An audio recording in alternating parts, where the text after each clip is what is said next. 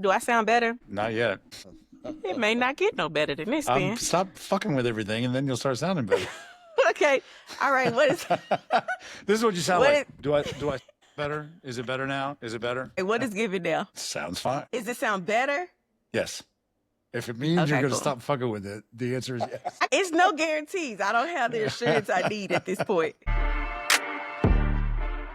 Welcome to Coach's Corner, where culture, strategy, and real talk collides. I'm Neil McConnell, and today we have a special recording. Tamer and I are joined by the AAV team members, Kevin and Erinn. We're so excited to have them. And spoiler alert, we will be doing a Sinners movie review. So if you haven't watched it, stop right now, go back and watch it, and then come back and join us. In the meantime, let's start with the team's gut reaction of the movie. Who wants to start? The person who saw it last. So let's do our showing times. What time did you see it, Kev? I saw it at 8 p.m. last night. Okay. I went to the 6:20 showing last night. So I'll kick it off. Kick us off. My initial reaction was like, was it as good as people said it was? Like, I think I expected a little bit more based on the just all the media surrounding the film and everyone's reaction. It was like supposed to be like this great genre defying film. So that was my gut reaction. Like, maybe I expected a little bit more because all of the hype.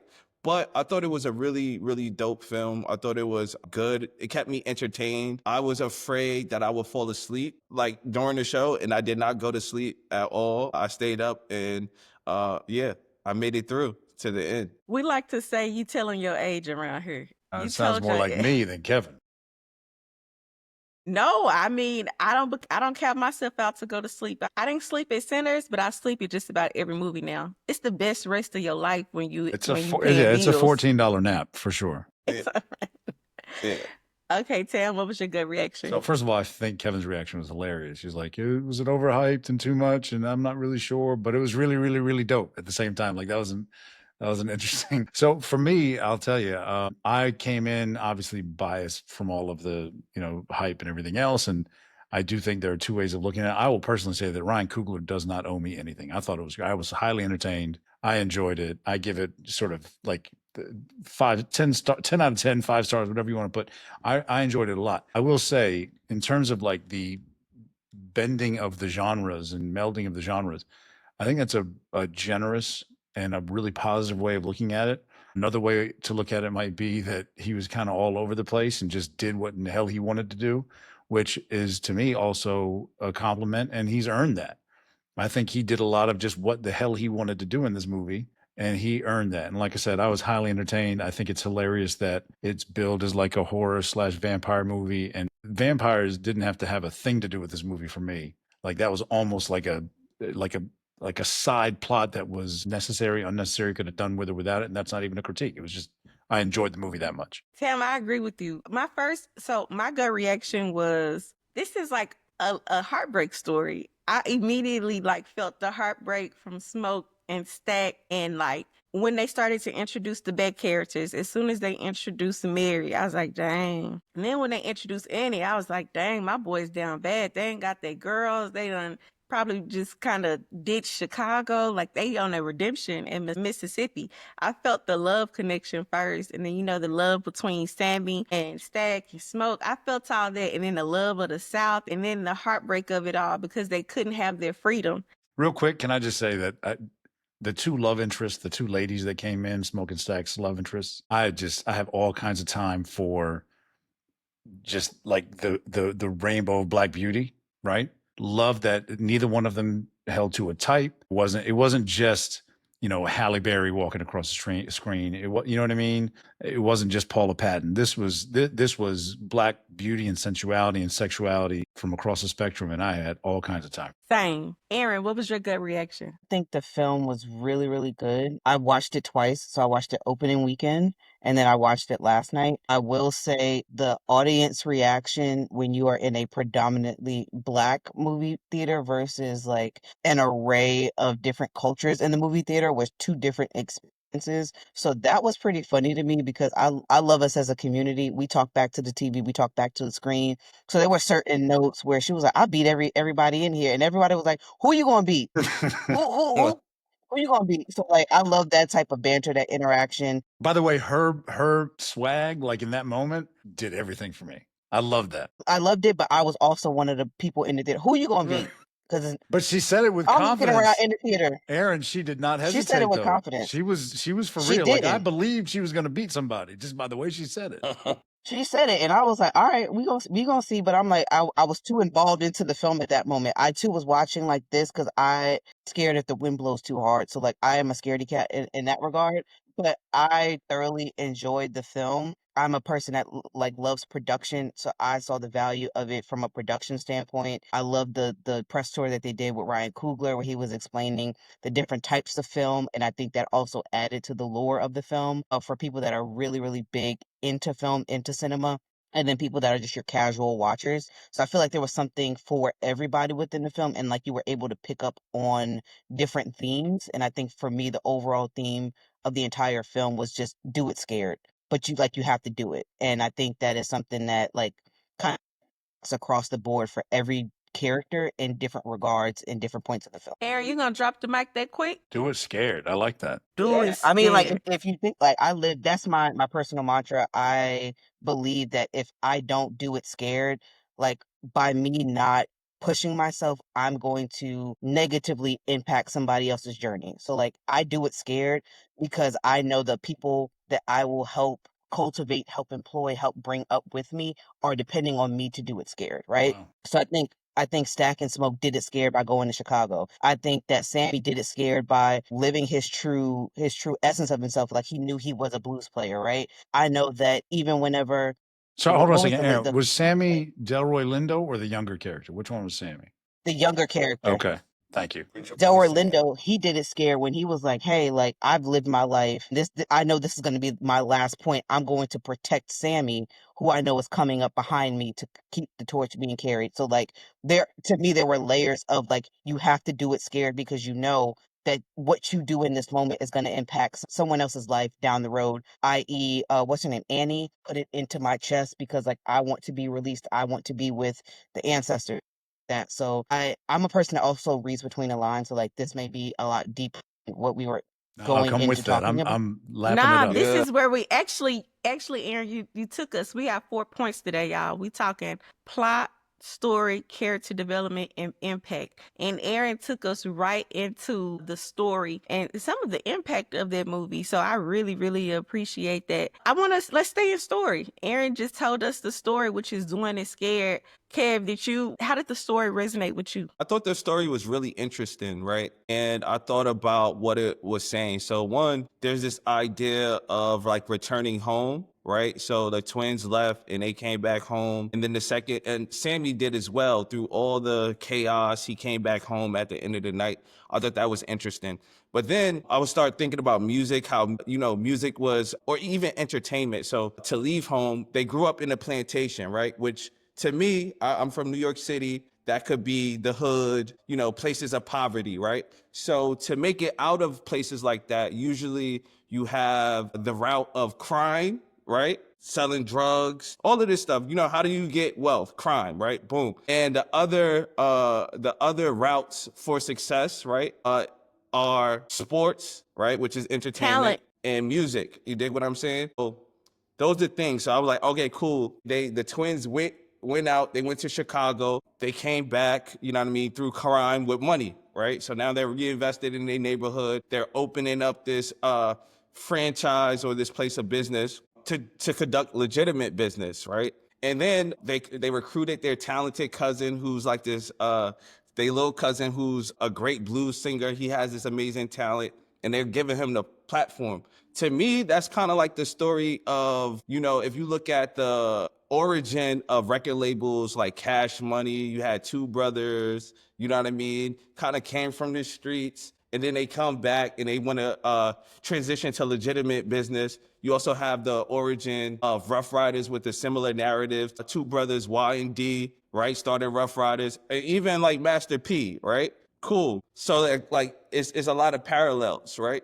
So now you go inside the shack and they had this scene that kind of like went through the genres of music, right? So Yeah. I started thinking about the history of jazz, right? You have this place where a lot of fun is happening, and the music attracted these vampires. So the vampires can mean capitalism, right? It could be, yeah, people sucking your blood. You know what I'm saying? So like now, right, you got this place. You see the history of jazz music. You see the connection between jazz to hip hop to rock and roll, all created by black people, right? And then you got these white people on the outside wanted to get in and kind of like feed off of the talent, you dig? And then like some people get flipped. You know what I mean? Some people become vampires themselves. So now you got black people, going through the cycle of capitalism. You know what I mean? That's what I thought about the That's dope. story That's pretty good. and like the connections between it all, you know? So That was Yeah, to so dope. piggyback on what Kev just said, if you look at the scene, the opening scene when they're like the building, and like I feel like we don't talk about the building as a character, like the juke joint as a character itself. But like in general, if you look at that first frame where they're like passing off the cigarette, if you look in the sky, there are three birds that are circling the building, and those can be considered culture vultures if we're going in the way of the way Kevin is thinking. If you look at the scene whenever the I forget the guy's name, the original vampire kind of drops out the sky like a bird, like a vulture, and comes and knocks on that family's door, and then they end up being members of the clan. If you look at it again, whenever the juke joint is being set up, you still see those vultures essentially interesting. like circling the area. So like there are layers that I noticed that were like Did you catch that on first or extremely second viewing, Erinn? Did you catch that on first or second viewing? first viewing. Really? I'm a person about small details. So You're also even when it looking. You're comes also to looking in the background. You're not looking. You're not. You don't keep your eyes fixated on center of the camera. You're looking all over. That's really interesting. yeah, because That's for my me, like dog. for me as a person that is a creative, I know that every single detail of this was chosen specifically and I want to take that in, and I may not understand it on the first watch, but I do notice it on the first watch. So like one thing that I did notice on the first watch was if you look at Sammy, who is the young guitar player, he has a patch. He has two patches on on his jacket. One is blue, and that could be like the devil on your shoulder, right? You know how people say they battle between good and evil?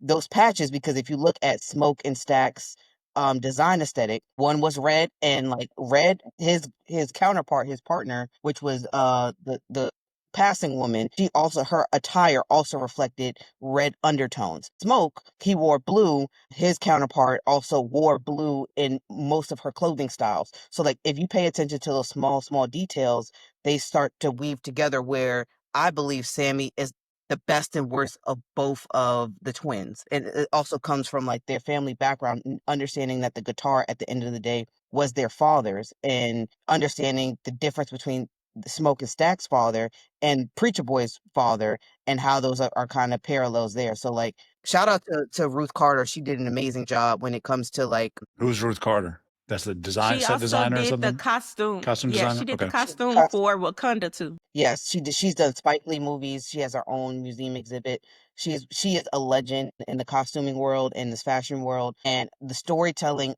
is not just what's written on the paper and what is spoken. It is also in the choices of the fashion, of even the small details like the Pullman trains, and how that's even how tipping even started in America. So like we could go even further deeper into that if we Yeah, want if they to. selected that person for that role, then every design choice was intentional. That's a great observation.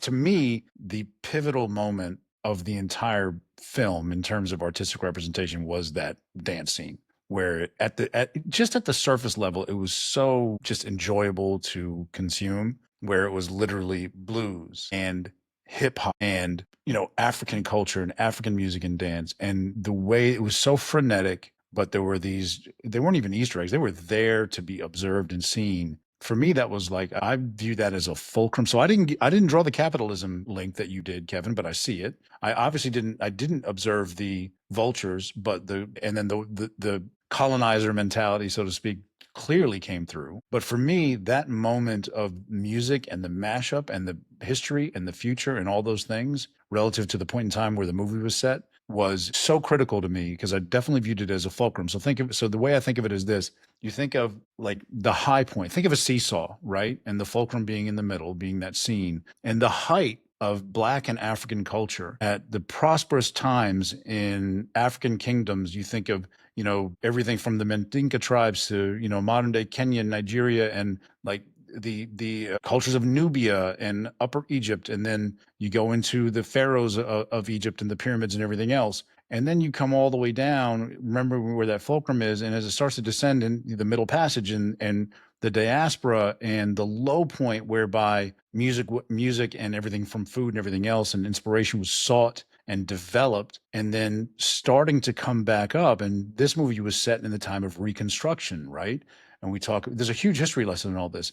The Great Migration North from the Deep South up to Chicago, which was a very, very common destination for, the immediate post-slavery era and Reconstruction. So everything about that was, the seesaw was at the very, very top. Slavery represents sort of the bottom. And now it's kind of coming back, and it's the diaspora's attempt to own and reshape what the future might be. It's not anywhere near the top just yet, but it's certainly on its way. And then at every moment, now I'm layering in your observation, Kevin, and yours, Erinn. At every moment when we start to see prosperity, in come the colonizers, in comes that colonizing mentality, the take the good from you and leave you in squalor. Like to me, that was just really, really moving. And by the way, before I say another word, I'm giving an early shout to Delroy Lindo as a potential Oscar nod. The dude killed it for me. I think he stole I don't think he stole the movie, but he was like, he was everything in that movie. I've been a Delroy Lindo fan for years. If you haven't seen Soul of the Game, which was like an HBO miniseries about Jackie Robinson and Satchel Paige at the Negro Leagues and the integration of all that, check out Delroy Lindo and Soul of the Game. He did it for me in this movie. Yeah, he was one of my favorite characters. Yeah. If not my favorite. Yeah. I think y'all taking us right into plot. And I think this is where we can critique the movie a little bit, because there was a lot going on in this film. Do y'all need a definition of the plot? I feel like yes. Anybody want to summarize it? I think it was. Do we need to summarize All right, the plot? let's talk. Yeah, let's talk about the plot. Okay. So the plot begins with Sammy inside of a church, and it begins off jump with foreshadowing. That was an interesting choice to me. It begins with that foreshadowing of what's to come at the end of the movie, and the church is a big part of it. But immediately we go from, we get, y'all, what scene really turned me up at the beginning, and I knew we was in for a ride? When Sammy gets off from picking cotton, and then he goes back to his house, and he walked to his house, and all the babies are on the floor sleeping because there were no beds. On one hand, I was like, damn, that's how we used to sleep too when we in the country. It got pallets all over the ground. On the other hand, I was thinking, our kids do not sleep like that anymore. Like, we are so far removed from what we're seeing on this screen, but we can still relate to it in so many ways. What stuck out to me, and this might be overt or simplistic, but was the fact that he had done a day's worth of work before anybody else had already woken up. They made a point of saying, like, I did my quota for the day. He was lugging that huge satchel of cotton with him. He had done a full day's work before the sun rose so that he could then do what he wanted to do. Exactly. So then he asks his dad for permission. Is this happening inside the church? He asks his dad for permission. He go home, and he's ready for Stack and Smoke to pick him up, his big cousins. Then they take the journey. The story is progressed with them, making all these moves to get the juke joint started. It's all good.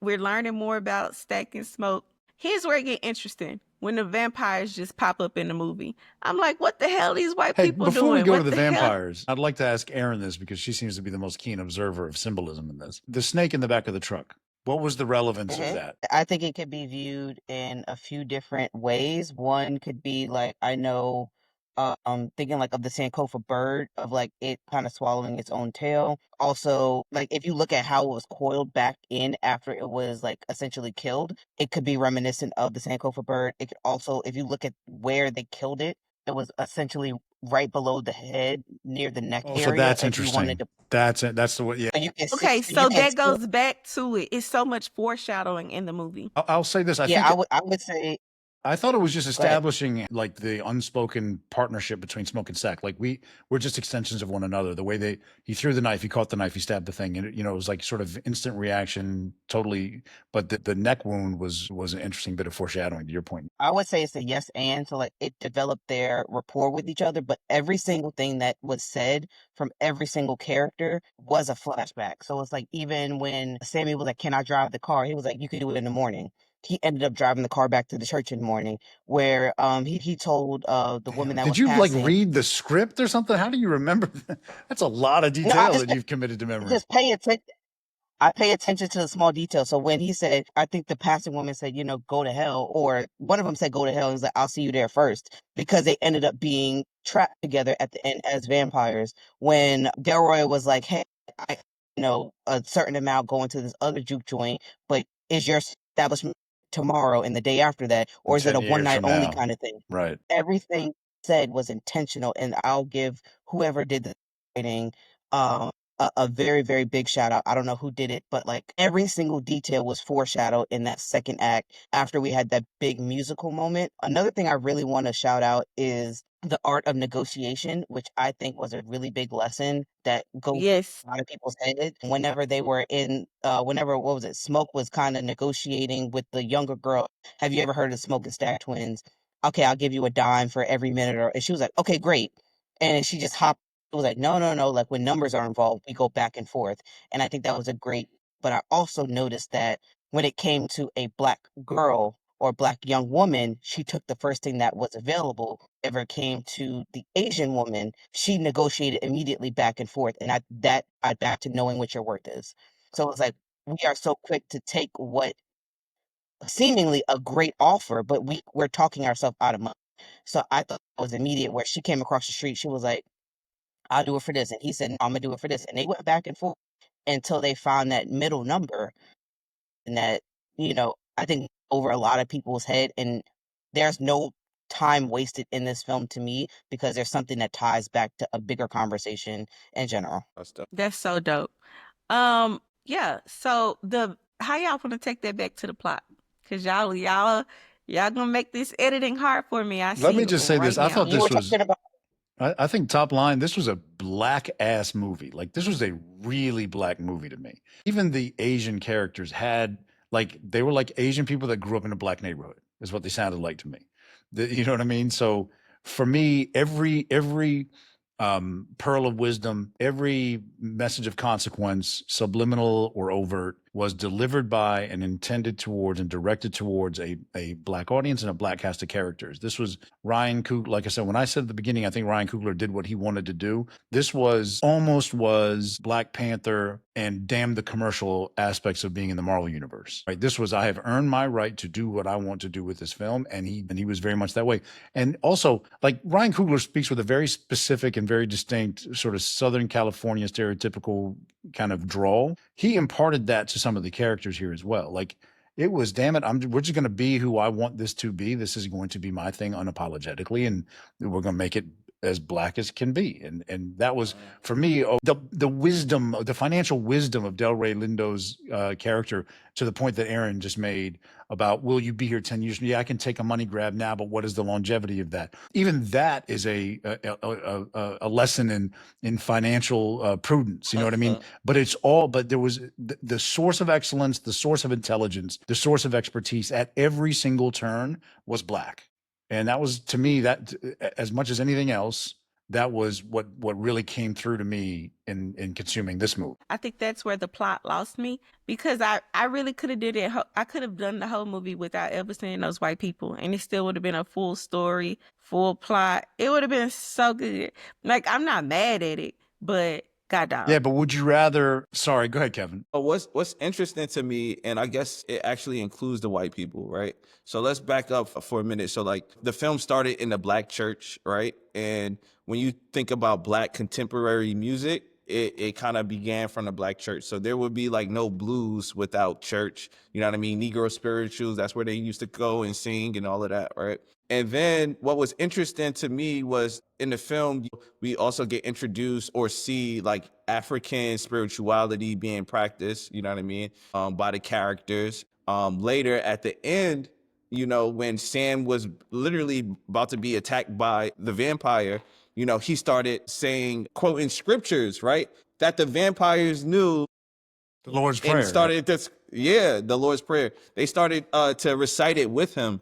And I thought that was like really interesting. You know what I mean? Wait a minute. With the story. Can we touch on that? Because didn't Yeah. the vampires say basically that used to work on me, but it doesn't anymore? And to me, it's kind of like if I tell you I love you 1,000 times a day, the words begin to ring hollow. If you just say the Lord's Prayer, if you just go pray to God, you know, the words become empty if overused or used with a lack of sincerity. And I wonder if, to me, it was like a commentary on that. Exactly. I think it's that, and what he said with that was like, oh, like my land was also taken over by people that use that like to weaponize it against me. So I think it's a commentary of like what one overarching thing that I noticed, like this is not just a commentary on Black Americans, but this is a commentary of the whole POC umbrella. Like technically he's Irish, so like we can call him spicy if we want to, but like they had their own like history, and they have their own Irish need not apply. Yeah, right. there's a certain context of things that happen with them also going and talking about the Asian family and how they were able to essentially hold a store that's on the same street. One is white, one serves white only, one serves Black only. It's not lost on me that when the vampire showed up, she said, hey babe, we didn't come here for all this. We came here just to help with the party. Just We to out. make our money. That's not lost on me, where it's like, oh, you are here to make money off of us, but when we're in the heat of the battle, you're like, okay, we good to go. And then in the same breath, once things are, hey, you need to figure out, you're a soldier, right? You need to not think right now and just go ahead and kill all these people. And then you invited in the vampires. That was on her. That wasn't on anybody. That That pissed was me off really from so Mississippi. bad, Erinn. I was like, y'all should have let her ass out there with Bo. I That's would have let kicked her her out. be, let them be where they be. That shit pissed me off so Go bad. be with your husband. Go be with your But to husband, because that I'm not doing point, that. not doing it. To that point, this was a multiracial film. I know it was a Black ass film, but it was multiracial. Asians, Irish, Klansmen, Black people, and they all had a very intricate part of the plot. I wonder how we arrived there. I have a But theory. it's I'm ready. I have a theory about that, but please finish your thought. I'm just enthusiastic about that. No, I'm ready. What about the Native Americans as well? Like I thought that was Shit! interesting. I think it was. Shout out to you, Kev. I think there was some proportional representation there, right? I think so. If you think about, to me, this is basically kind of a history, an American history lesson in race. And if you think about the proportionality of like the African diaspora and the suffering and the lives lost in history for the most part, or a story that's really not told very frequently, is the use of Asian indentured servants and the development of the American Railroad and the transcontinental infrastructure. So I kind of feel as though, proportionally speaking, if there were 100 Black main characters in this movie, there were 2 or 3 Asian characters in this movie that were proportionally represented as it pertains to what America did in terms of the subversion of others. Right? There was 1 Irishman. Right? Or I don't know how the 2 farm people would be classified, but the Irish did experience some form of that. Now, mind you, they could camouflage themselves a whole lot better, and it wasn't nearly as bad. But the point is, I think there was, and then of course there were more Native Americans, but they were kind of an afterthought in the film. They weren't really present in any kind of real way. But I think there were enough of them, and there were more of them than there were, for example, Asians. And I'm gonna jump in right there because I don't think they were afterthought. They actually jumped the shit off. They were the first warning in the film that said, I need to see it again. Hey, yeah, sure. Yeah, I feel you. So let's, for the audience, they were the first people to warn us of vampires. Oh yeah. They were saying, hey, Sorry.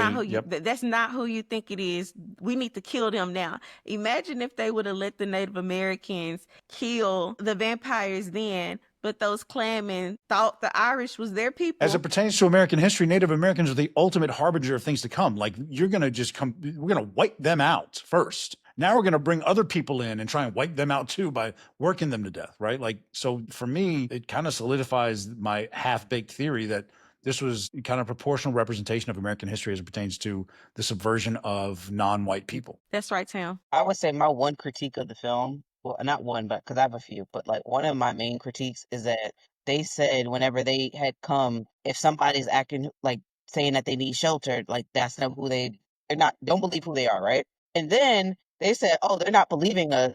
get home before it's nightfall. They just said in the scene prior to that there's no natives within the town. How close are they to the next town or wherever their settlement is before the sun goes down? Because it was already getting kind of dark. So like, where are y'all going? Mm-hmm. If my thing is, if Remick Empire has been, how long has he been chased by these natives? And like, why don't he find more people and get them out? Because I feel like me as a I'm gonna figure out a way to get you out first, and then I'm gonna proceed to the rest of my mission because you're gonna spread the word that I'm here, and I don't need that information getting out, right? So like, I think that's one of my critiques. I would love a little bit more context of to like how that even came about. Feel like I'm going back to the plot, y'all. I feel like it was so much happening in the plot, we kept losing context. And y'all know context is so big for me. It just wasn't enough space and time to put all of the elements in and give them all time to breathe because it was just so much. Did y'all feel that at all? I think modern movies kind of do that. Yeah. You know, movies that are And well so put it's together. not a Think, critique yeah, think of about how just this long. film. It's all films now. Yeah, I mean, well, not all films. I think when people really put a lot Like of, who? I think when people put a lot of thought and effort into a film and they want to pack a lot of layers into it, you know, they develop that for years and then they condense it into 2 hours worth of a product. So, and it's designed to do this: spark conversation, make you want to go back and see it more than once, search for Easter eggs, search for hidden meaning, or I want to go For back sure. and see some of the things that Erinn saw that I did not catch the first time. No, for sure. I agree with that. And it was one of those things where you're not going to get it all sitting down. You have to go back home and unlayer it and understand why the sky was so important in the film, understand why the color was so important in the film. So, yeah, I appreciate that in some ways, but I'm just tired of seeing rush cinema for the sake of a time frame. I just think that a story like that deserved a little bit more than the plot was able to give. I didn't feel it was rushed at all. Just I know exactly what you're saying. I also don't want to watch a 3.5 hour movie. So I was kind of okay with the way it was packaged. Actually, okay, so the vampire scene, the whole shit when the vampire stuff went down, y'all thought that was like enough time to develop a story there with the vampire? Are you talking about the end, like Yes. when the juke joint? As soon as Mary bit Stack, to me, it just went zoom. The movie went zoom. I'm like, what the helly? How is this a I mean, whole I night? feel it Yeah. though. Because like if that were to pop off in regular day, what we about to do? Because we can't move slow if we know a half dead person is trying to half dead everybody else in here. So like I think the pacing of it felt appropriate to me because it reflected a sense of urgency. Everything else up until that last like 45 minutes of the film felt equally timed because it was a relaxed kind of situation. They were getting set up, they were connections, they were back in town when, for lack of a better, when shit hit the fan, and we had to keep moving, We right? didn't even get to enjoy the juke joint, if you ask me. We got two good No, musical I got into selections it. in I the enjoyed juke the juke joint. Yeah. joint. Are you kidding me? That thing was I mean, I awesome. enjoyed the big musical scene. I enjoyed Perline. I enjoyed her music scene. But I feel like there was just so much more that could have happened. The capitalism immediately sparked. So as soon as Smoke and Stack went in the back and looked at the numbers, I was like, all right, we know what's finna happen from here. Mary finna fuck up the money and the energy here. She finna be Captain Save-A-Hole. Nobody told her light ass to go out there. Smoke sure the hell didn't. And he was the captain. He was the nah. That's just me. As soon as the vampires were introduced, I got the sign that we're in for a fantasy moment. You know what I mean? Mm, I remember I was a good half hour into the movie and then Yeah. reminded myself, this is supposed to be like a vampire movie, right? Right. Like there were some jump scares which I do not enjoy. So I was yeah. reminded that there was some horror aspects to it. I was also reminded like that this was going to be a genre vague type of film, but then I knew there were vampires coming. So in a way that was a little bit of a spoiler because he paced that movie and waited a long time before he introduced the first one. So it wasn't a surprise when like he basically ate the two white people. I feel like if that had been, y'all remember watching the movie Hancock for the first time? And I remember being shocked to death to find out that Charlize Theron was one of these superhumans as well. That was a really well kept secret You know, that was not leaked writ large at all. I wish they had been able to, I don't know how they could have, withhold that bit of information as well, because I kind of was girded for it and it would have been more impactful if I wasn't. Erinn, what did you think of the Plantation? So for me, I think it was really important that they showcase that, one, because of the entire prison, like education to prison pipeline, when we're talking about sharecropping, like you're out of the system, but you're not really out of the system because you are given money that you can only spend in one place. And like at that point in time, it's not real liquid cash. I also thought it was really important for them to highlight the prisoners and showing like, hey, at that point in time, once you are a prisoner, you, for lack of a better term, you are a slave to the system. So like your body, your work, your profitability, more important to the state versus is it to yourself. And you can't really, once you're in that cycle, it's really hard to break yourself out of that. And when it came to Smoke saying like, no, we need real money, and Stack kind of saying like, no, like this is our community, like we're building a When the guy rapport with tried to them. pay with the wooden nickels, that's what you're talking about? Yeah. Interesting. Yeah. Yeah, he tried to pay with the wooden nickel, and he was like, "I need to talk to you on the back." And then essentially, he was like, "No, like we're gonna run out of real liquid cash to run this juke joint if we keep taking in the wooden nickels." And then whenever they had a Discord a few moments later, he said the top number is the plantation money, the bottom number is actually cash. So it's like you're really only increasing your credit at a certain location where you can only, whatever you can get from that convenience store. So are you actually in the green when it comes to a business standpoint? I thought it was very well done. And if you took your time to kind of really unpack the different layers of freedom, for lack of a better term, and I think it also is tied into Remick was saying like Remick had a white savior complex, to be very transparent. To be But very saying clear, to be very, very astronomically Say that clear, he had again. a white savior complex. Who had that complex? the white vampire The Remick. the white vampire. Yeah, So whenever he came in and he would say like, "Oh, I can give you like for you're sure. not really free here. I can make you really free in like this afterlife, or like I could take the pain away and things like that." Like, are layers of the trying to choose my words right here. It's layers of how much or what the cost of freedom is to someone. Can we Let's talk about it right there. real quick? You brought up something so interesting: the net versus the gross. We're making money, but are we really? What plantation money versus real money? All the things about that are so interesting. And we talked already about when Delroy Lindo's character said, "Oh, will you be here in 10 years?" The financial literacy and education of that now, bring it to the real world and Ryan Coogler's real world as it relates to this film, and the fact that he negotiated a deal for this film to where he will own the rights of it outright in 25 years. And people were raising hell out in the world about, why does he get to do this? And he said, "I'm doing what y'all have always done," right? Puzo owns The Godfather, and so owns this, and I might be making that up, but the point is there is precedent for this, and he knows I might make a bag right now, but what's the 10-year, 20-year, 30-year? What's the real value of this? I mean, I can sit here and have $10 million in the bank and look like a fool if this thing is worth $1 billion later on. And that, I love that message, like life imitates art. And he kind of made life imitate art.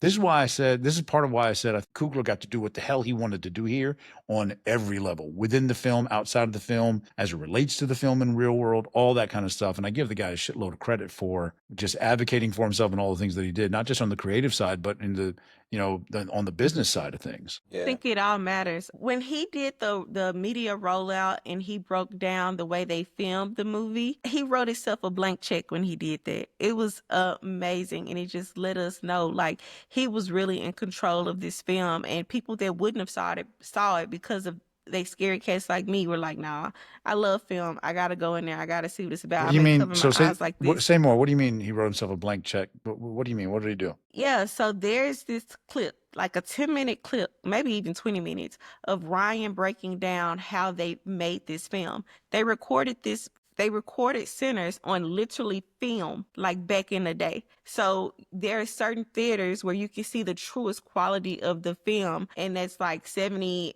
right? You can literally see the cracks in the film. You can see how imperfect it is. You can see it shot like this instead of shot full screen like you do at regular movies and digital movies are made right now. So it was amazing. That was just brilliant marketing to shoot that 10-minute segment of him breaking down how to make the film and him telling people where you can go to see this. You can go to IMAX here in this theater, in this state, in this city. It was like a blank check that he wrote, to the point that it went out of IMAX so that Thunderbolt can come into IMAX.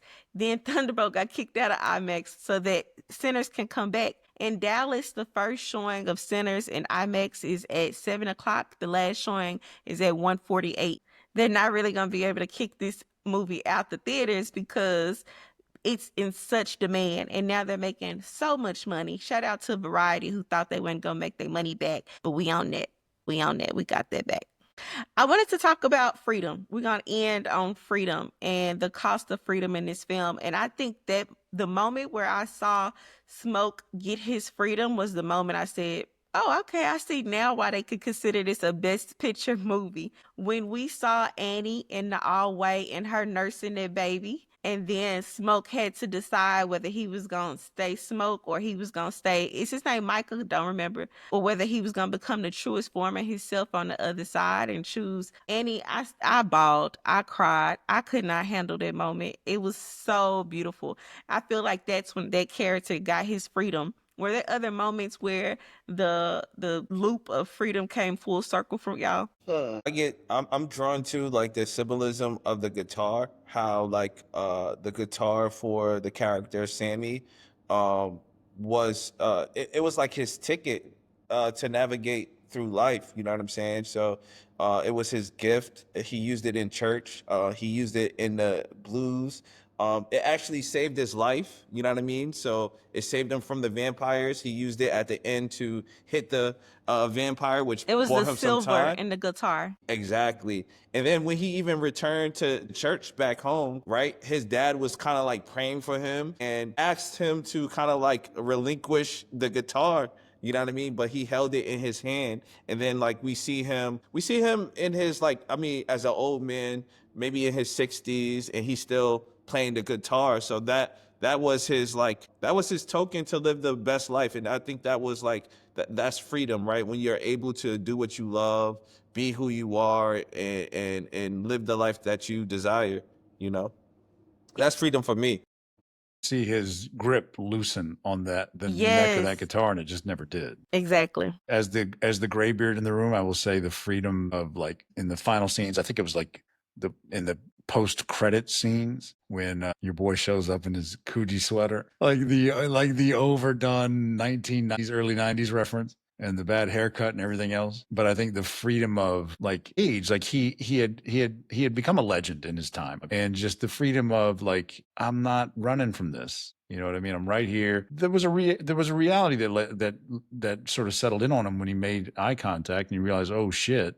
But at the same time, he's like, I'm not running. Right. And there's a, like I said, age brings with it a certain level of comfort in who you are and where you are. And the older you get, especially when you've seen the things that character has seen, he earned the right to sit there and sip his drink and do your fucking worst and going nowhere. And that's how like Slim was, right? Like the older gentleman in the film. Yes. Yeah, he wasn't gonna run. And even Erinn called this out earlier when Annie was like, take this steak and do what you got to do. Cause they're not going to keep my soul. That was her freedom call. I would say each character got their own level of freedom by the end of their character's like arc. So like if we're talking about Perlene, and whenever he met her at the train station, he said, are you, she said, I'm married. And he said, and then it's like at the end of the night, she wasn't even on the lineup and she ended up singing because I wondered about that. Her and Sammy. I thought I had missed something. I appreciate you saying that because I thought I had missed something. He was like, "Oh, you're gonna sing?" She was like, "Maybe." And then they did what they did. I mean, she turned the place upside down. And then she started crawling across the stage. She had the best day of her life after that. You know what I'm saying? I'll say with Mary's big thing is like she did like Stack was pushing her to be married with that man in Arkansas after her mother died, and she was like, I don't want him. I want to be with you. She got that. That was her freedom at the end. It's like she was able to live with the man that she actually loved. He was in fear of that. You know, obviously living in Mississippi, she is a white passing woman. He was able to really like eventually be with the love of his life off into hell and off into the sunset of vampirism. It's not lost on me that when it came to Smoke, whenever at the end, after he shoots all the Klansmen, and it's that one Klansman left, and he's like about to pick up the baby, and she was like, put that cigarette out. I don't want all that smoke getting on the baby. It's not lost on me where it's not just cigarette smoke, because he comes to in a minute and then finish killing the Klansmen. So that's like really him getting all of that anger, all that hurt, all that pain off of him so that he can really be the father that he truly wants to be and, be able to protect his family in the afterlife. Also thinking about it when it comes to the conversation that Smoke had with Sammy, he was like, it'll be the end of me letting you go to Chicago to live out this dream. You need to go and just be like a respectable African American in this nice little African American community. He was like, nah, like I'm going to Chicago to live my dreams. And he was like, all right, cool. You gave a soldier a command over my dead body or yours and pointed the gun at Sammy. Obviously, he didn't do that to family, but the freedom that the guitar did eventually give him, and it's not lost on me that he recreated that guitar, which is the one that he was playing with that you can see at the end when Stack and is it Mary? When Stack and Mary were visiting him in Chicago, it is essentially like a reconstructed version of the guitar that eventually, saved his life. Everybody, even Delroy Lindo's character, his freedom was giving up that liquor so that another generation can continue. So like everybody's version of freedom was kind of checked off in a subtle or not so subtle way. So I want to give a nod to that. I thought it was beautiful. I am really interested in understanding the freedom that was given or not given to the Stack twins whenever I think it was Smoke that ended up killing their father. Like what I want to know a little bit more about that backstory, because it seems like the father was their father was the devilish one or the bad one, and Sammy's father was like the church boy, things like that. So like I'm very interested to see what that was about if we ever find out. And that's the part of the story, the plot, that I feel like it was so much of the beginning of the story we never got. It was some more of the end of the story we never got. We got the story, we got the plot that we're gonna live with, but I want so much more. And that's just a testimony to how good the film was, more than a critique of anything. Now, before we end this special recording of Coach's Corner, I want to throw it to Kev to tell y'all what AAV has on lock. Thank you for tuning in. We got premium suite access to Cowboy Carter. We have floor seats to Kendrick Lamar and SZA, and we have special passes to Broccoli City Fest. So make sure you guys are locked in and stay tuned. That's it for this week's version of Coach's Corner. Really appreciate y'all for tapping in. And thanks to the AAV team for coming in and showing up. Keep the conversations going. Drop your hot take. Send it to your group chat. Argue in the comments. We see it all. And be sure to follow us on IG at All Americans Vote. We'll see you next week. Peace. Thanks, y'all. Peace. All right.